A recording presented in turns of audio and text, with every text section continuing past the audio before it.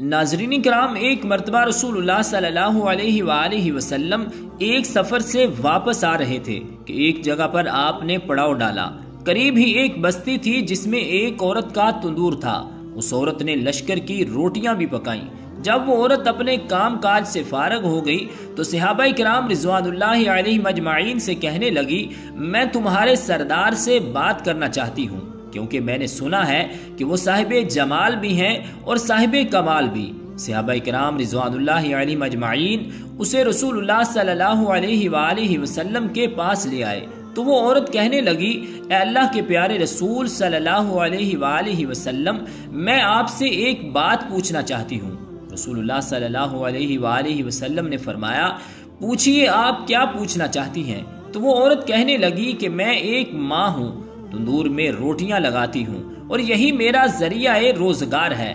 میرا ایک چھوٹا سا بچہ ہے، میں اس کو آگ کے قریب نہیں آنے دیتی کہ کہیں اس کو آگ یا انگارے سے کوئی تکلیف نہ پہنچے۔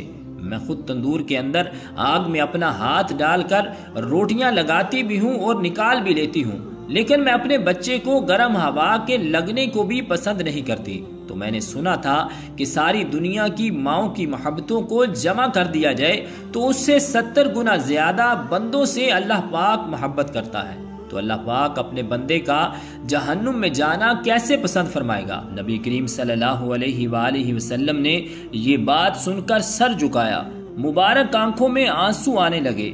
آپ کافی دیر تک روتے رہے یہاں تک کہ جبریل علیہ السلام اللہ کا پیغام لے کر آئے کہ اے میرے محبوب، اس عورت کو بتا دیں کہ اللہ تعالیٰ نے ان پر ظلم نہیں کیا بلکہ انہوں نے اپنی جانوں پر خود ظلم کیا ہے۔ اللہ تعالیٰ تو چاہتا ہے کہ میرا بندہ مجھ سے جو مانگے میں اس کو عطا کر دوں، لیکن بات یہ ہے کہ لوگ توبہ نہیں کرتے، توبہ کی طرف آتے ہی نہیں، بلکہ رب کی ماننے کی بجائے شیطان کی مانتے پھرتے ہیں اور توبہ کو ضائع کرتے ہیں۔ بھول جاتے ہیں کہ انہوں نے اپنے پاؤں پر خود کلہاڑی ماری ہے، کیونکہ اللہ تعالیٰ تو چاہتا ہے کہ یہ جہنم اور اس کی آگ سے بچ جائیں، لیکن یہ تو اپنے عمل کی وجہ ہی سے جہنم میں جائیں گے۔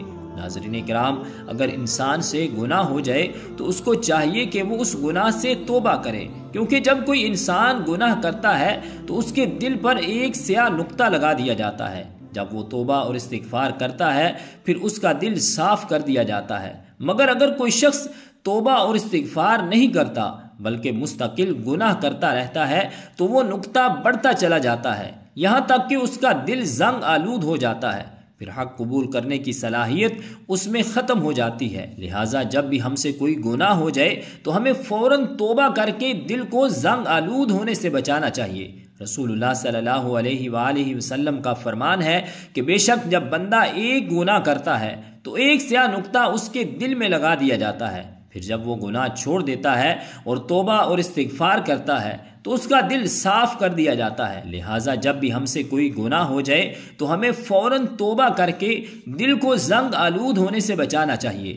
رسول اللہ صلی اللہ علیہ وآلہ وسلم کا فرمان ہے کہ بے شک جب بندہ ایک گناہ کرتا ہے تو ایک سیاہ نقطہ اس کے دل میں لگا دیا جاتا ہے، پھر جب وہ گناہ چھوڑ دیتا ہے اور توبہ اور استغفار کرتا ہے تو اس کا دل صاف کر دیا جاتا ہے، اور بغیر توبہ کیے ہوئے دوبارہ گناہ کرتا ہے تو اس نقطے میں زیادتی کر دی جاتی ہے، حتیٰ کہ وہ نقطہ پورے دل پر چھا جاتا ہے۔ ناظرین کرام، دین اسلام میں مایوسی بالکل بھی نہیں ہے۔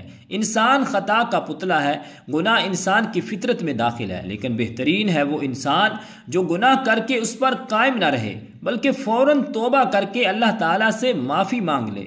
نبی کریم صلی اللہ علیہ وآلہ وسلم نے ارشاد فرمایا، ہر بنی آدم بہت زیادہ خطا کار ہے، لیکن اللہ تعالیٰ کے نزدیک بہترین خطا کار وہ ہے، بہترین گناہ گار وہ ہے جو کثرت سے توبہ کرنے والا ہو۔